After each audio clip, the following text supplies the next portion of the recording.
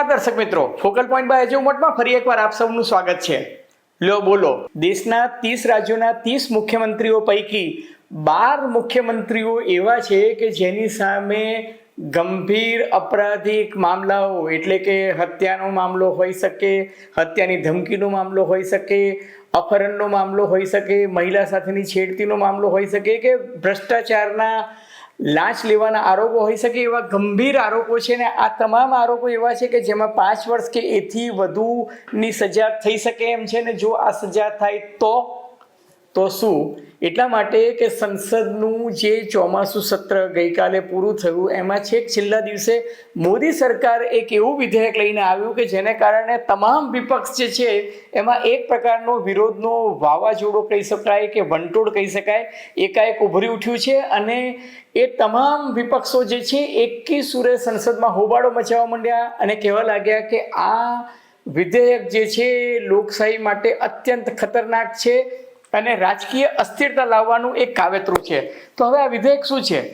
આ વિધેયક એવું કહે છે કે વડાપ્રધાન, મુખ્યમંત્રી, કેન્દ્રીય મંત્રી કે કોઈ પણ મંત્રી જો એની સામે ગંભીર કહી શકાય એવો કોઈ પણ અપરાધ અંગેનો કેસ દાખલ થાય અને એ કેસની કાર્યવાહી દરમિયાન જો એને જેલની સજા 30 દિવસ માટે કમસે કમ થઈ હોય અથવા તો 30 દિવસ માટે એ જેલમાં રહ્યો હોય, સજાના ભાગરૂપે બિલ ના મળ્યા હોય તો ટૂંકમાં એની ધરપકડ થાય અને એ જેલમાં 30 દિવસ માટે રહે તો એને રાજીનામું આપવું પડે. અને આ રાજીનામું આપવું પડે એનાથી શું થાય, એની દૂરોગામી અસર શું થાય? હવે મોદી સરકાર એવું કહે છે કે અમે તો જાહેર જીવનમાં ભ્રષ્ટાચાર દૂર કરવા માટે, અપરાધ દૂર કરવા માટે આ વિધેયક લાવી રહ્યા છે અને જાહેર જીવનમાં જો શુદ્ધિકરણ આવતી હોય તો વિપક્ષોના પેટમાં શું દુખે છે? તો સામા પક્ષે વિપક્ષ એવો આક્ષેપ કરે છે કે આ બિલ જે છે એ સિલેક્ટિવલી તમે વિપક્ષને ટાર્ગેટ કરવા માટે લાવી રહ્યા છો અને વિપક્ષને ટાર્ગેટ કરી અને તમે રાજકીય અસ્થિરતા સર્જવાનો એક પ્રયાસ કરી રહ્યા છો. ટૂંકમાં બંધારણનો જો આ 130મો સુધારો જે મોદી સરકાર લાવવા ઈચ્છે છે એ ખરેખર લાવી શકાશે કે કેમ? કારણ કે આ સુધારો લોકસભામાં જે રીતે ઉતાવળે છેક છેલ્લી ઘડીએ રજૂ તો કરાયો છે પરંતુ એ પસાર થાય એવી સંભાવનાઓ ઓછી છે અને કદાચ એટલે જ એને જોઈન્ટ પાર્લામેન્ટરી કમિટી જે છે એમાં રજૂ કરવામાં આવ્યો છે અને મોટે ભાગે એવું લાગે છે કે આ મુદ્દે સંમતિ થશે નહીં. આ તમામ મુદ્દાની ચર્ચા આજે આપણે કરીશું ફોકલ પોઈન્ટ બાય અજય ઉમટમાં. પરંતુ એ પહેલાં મારી આપ સૌને નમ્ર વિનંતી છે કે જો તમને આ એપિસોડ ગમે તો મહેરબાની કરીને લાઈક કરજો, શેર કરજો, સબસ્ક્રાઈબ કરજો અને હા પેલું બેલ આઇકોનનું બટન દબાવવાનું ભૂલતા નહીં જેથી તમને અમારા નવા વિડીયોઝના નોટિફિકેશન્સ મળતા રહે. તો ધન્યવાદ.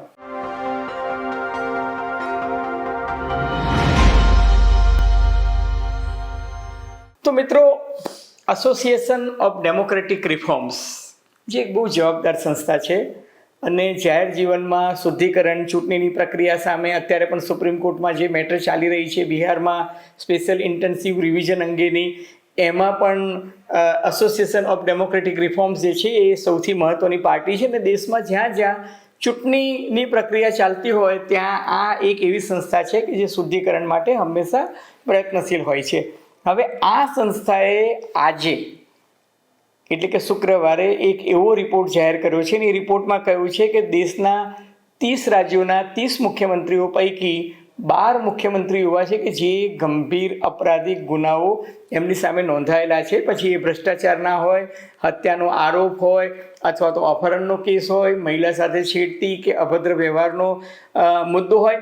પણ આ તમામ મોટાભાગના આક્ષેપો એવા છે કે જેમાં 5 વર્ષ કે તેથી વધુ સમયની સજા થઈ શકે તેમ છે અને 30માંથી 40% એટલે કે 1 ડઝન જેટલા મુખ્યમંત્રીઓ સામે આ અપરાધિક મામલા છે. તો આપરાધિક મામલાઓ કયા મુખ્યમંત્રીઓ સામે છે? નંબર 1 છે તેલંગાનાના મુખ્યમંત્રી રેવંથા રેડ્ડી. એમની સામે કુલ 89 એટલે કે 89 કેસીસ એમની સામે નોંધાયેલા છે. તામિલનાડુના મુખ્યમંત્રી M.K. સ્ટાલિન, એમની સામે 47 એટલે કે 47 કેસીસ નોંધાયેલા છે. આંધ્રપ્રદેશના મુખ્યમંત્રી ચંદ્રબાબુ નાયડુ સામે 19 કેસ નોંધાયેલા છે. કર્ણાટકના કોંગ્રેસના મુખ્યમંત્રી સિદ્ધારમૈયા સામે 13 કેસ નોંધાયેલા છે. ઝારખંડના હેમંત સોરેન સામે 5 કેસ નોંધાયેલા છે. મહારાષ્ટ્રના દેવેન્દ્ર ફડણવીસ કે જે ભાજપના મુખ્યમંત્રી છે એમની સામે 4 કેસ નોંધાયેલા છે. હિમાચલના કોંગ્રેસના સુખવિન્દર સિંહ સામે 4 કેસ નોંધાયેલા છે. કેરળના સામ્યવાદી પક્ષના મુખ્યમંત્રી પી વિજયન સામે 2 કેસ નોંધાયેલા છે અને પંજાબના આમ આદમી પાર્ટીના ભગવંતસિંહ માન સામે 1 કેસ નોંધાયેલો છે. આ જે વિધેયક રજૂ થયું અને આ એસોસિએશન ઓફ ડેમોક્રેટિક રિફોર્મ્સનો જે રિપોર્ટ આવ્યો, આ બંને વચ્ચેનું જે ટાઈમિંગ છે એ ટાઈમિંગ સમજવા જેવું છે. ચોમાસું સત્રના અંતિમ દિવસે કેન્દ્રીય ગૃહમંત્રી અમિતભાઈ શાહે જે 3 બંધારણીય સુધારા રજૂ કર્યા, ભારત સરકાર બંધારણના સુધારા લોકસભામાં કે રાજ્યસભામાં રજૂ કરી શકે છે. આ બંધારણનો 130મો સુધારો જે છે, જે ભારતીય બંધારણની કલમ 75, 164 અને 239AA 239AA માં જે સુધારો કરે છે, એ સુધારો એવું સૂચવે છે કે ભારતના રાષ્ટ્રપતિ વડાપ્રધાનને દૂર કરી શકે જો તે 30 દિવસ જેલમાં રહ્યા હોય તો, કોઈ પણ ગુના સબબ જે ગંભીર કક્ષાનો હોવો જોઈએ.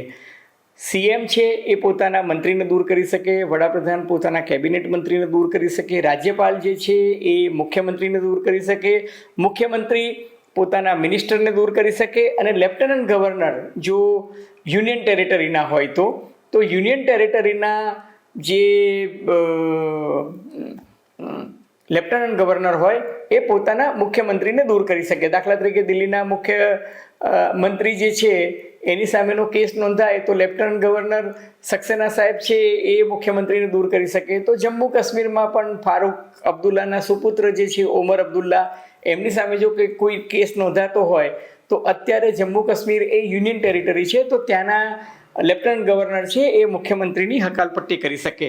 અલબત્ત સાથોસાથ આ વિધેયકમાં એવી પણ જોગવાઈ છે કે જેલમાંથી મુક્તિ થયા બાદ એમની પુનઃનિમણૂક થઈ શકે છે, બેલ મળ્યા બાદ પણ એમની પુનઃનિમણૂક થઈ શકે છે.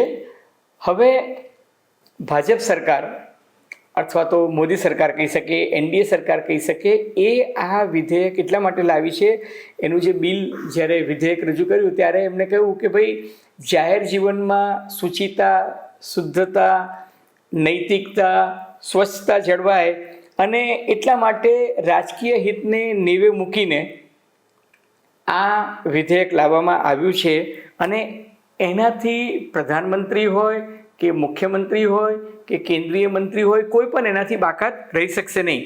હવે 30 દિવસ જો કોઈ વ્યક્તિ જેલમાં રહે, કોઈ વ્યક્તિ એટલે કે મુખ્યમંત્રી કે પ્રધાનમંત્રી કે મંત્રી, તો શા માટે એને સત્તાથી વિમુખ થવું જોઈએ?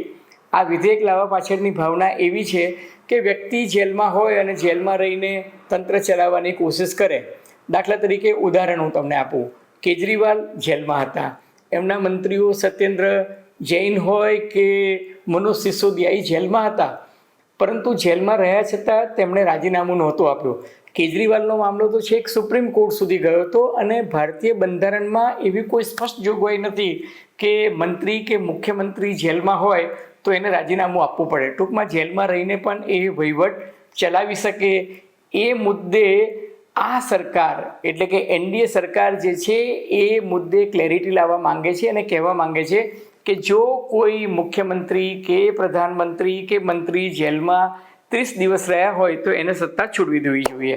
હવે આ વિધેયક જે છે એનો બહુ જ ભયંકર કચકચાઈને વિરોધ કરી રહ્યા છે મમતા બેનર્જી, અસદુદ્દીન ઓવૈસી, અખિલેશ મુલાયમસિંહ યાદવ, તેજસ્વી યાદવ, બેનજી માયાવતી, કોંગ્રેસ પાર્ટીના રાહુલ ગાંધી, પ્રિયંકા ગાંધી, શિવસેના, આ બધા જ લોકો એનો વિરોધ કરી રહ્યા છે. ટૂંકમાં આ એક એવો મુસદ્દો છે કે તમામ વિપક્ષ જે છે એ અત્યારે મોદી સરકાર વિરુદ્ધ ઓલ થઈ ગયું છે. હવે એમનું એવું કહેવું છે કે ટાઈમિંગ જે છે એ બહુ મહત્ત્વનું છે, કારણ કે ચોમાસા સત્ર જે છે એના છેલ્લા દિવસે તમે આ લઈને આવો અને સરકારને ખબર છે કે આ વિધેયક સહેલાઈથી પસાર થઈ શકે તેવું નથી અને સરકારે પોતે જ આ વિધેયક રજૂ કર્યા બાદ એને જોઈન્ટ પાર્લામેન્ટરી કમિટીને સોંપી દીધું છે. હવે જોઈન્ટ પાર્લામેન્ટરી કમિટીને સોંપ્યું એનો અર્થ એ કે તાત્કાલિક તો આ વિધેયક પસાર થવાનું છે નહીં. બીજું કે આ બંધારણીય સુધારો છે, અને જો કોઈ બંધારણીય સુધારો સરકારે લોકસભામાંથી કે રાજ્યસભામાંથી પસાર કરાવવો હોય તો 2/3 બહુમતી જે છે એ જરૂરી છે. હવે જોઈન્ટ પાર્લામેન્ટરી કમિટીમાં ગયું છે, એમાં લોકસભામાંથી 21 અને રાજ્યસભામાંથી 10 સંસદ સભ્યોની પસંદગી લોકસભાના અધ્યક્ષ અને રાજ્યસભાના અધ્યક્ષ કરશે અને જેપીસીનો રિપોર્ટ આવશે. પરંતુ હું જે મુખ્ય મુદ્દો કહેવા માંગુ છું કે આ વિધેયક પસાર કરાવવાનું કામ મોદી સરકાર માટે સરળ નથી. એનું મુખ્ય કારણ એ છે કે લોકસભામાં જો આ વિધેયક તમારે પસાર કરાવવું હોય તો લોકસભાની સભ્ય સંખ્યા છે 542. એ 542માંથી 2/3 બહુમતી એટલે કે 361 સંસદ સભ્યોનો તમને ટેકો મળવો જોઈએ. હવે આજની તારીખમાં એનડીએ સરકાર પાસે માત્ર 293 સંસદ સભ્યોનું સમર્થન છે. હવે 293 સંસદ સભ્યોનું સમર્થન હોય અને તમારે 361નું સમર્થન જોઈતું હોય, એનો અર્થ એ કે તમારે 68 સંસદ સભ્યોનો મેળ વધારે કરવો પડે, જે સહેલાઈથી સરળ હોય એવું દેખાતું નથી.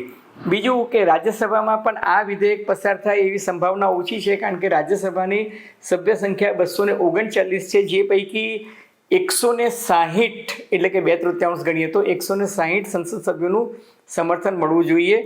અત્યારે એનડીએ સરકાર પાસે માત્ર 132 છે, એટલે 132 અને 160 વચ્ચે તમે જોવા જાઓ તો એ ગાળો પણ એટલો મોટો છે કે 48 સંસદ સભ્યો સહેલું નથી કે તમે એને ગોઠવી શકો. બીજું કે માની લો કે લોકસભા અને રાજ્યસભામાં પણ આ વિધેયક પસાર થઈ ગયું, સંભાવના ઓછી છે, છતાં માની લો કે ફ્લોર મેનેજમેન્ટ કરીને પસાર થઈ ગયું, તો આ વિધેયક પસાર થાય પછી પણ બંધારણીય સુધારો છે, એટલા માટે 50% રાજ્યોની વિધાનસભામાંથી આનું રેટિફિકેશન તમારે કરવું પડે.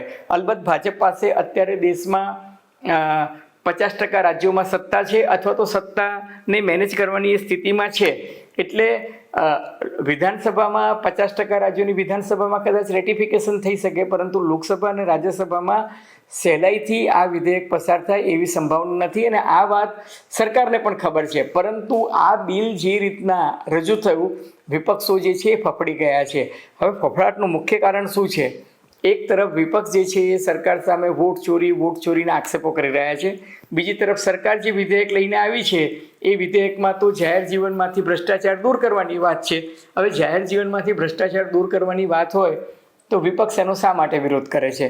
તો વિપક્ષ જે વિરોધ કરે છે એનું મુખ્ય કારણ એ છે, વિપક્ષનું એવું કહેવું છે કે માની લો કે તમે prevention of money laundering case જે છે એમાં તમે કોઈ વિપક્ષી નેતા, દાખલા તરીકે વિપક્ષી મુખ્યમંત્રીની ધરપકડ કરો, કારણ કે મોટે ભાગના મુખ્યમંત્રીઓ જે છે દેવેન્દ્ર ફડણવીસને બાદ કરતા બાકી બધા ભાજપ સિવાયના મુખ્યમંત્રીઓ છે.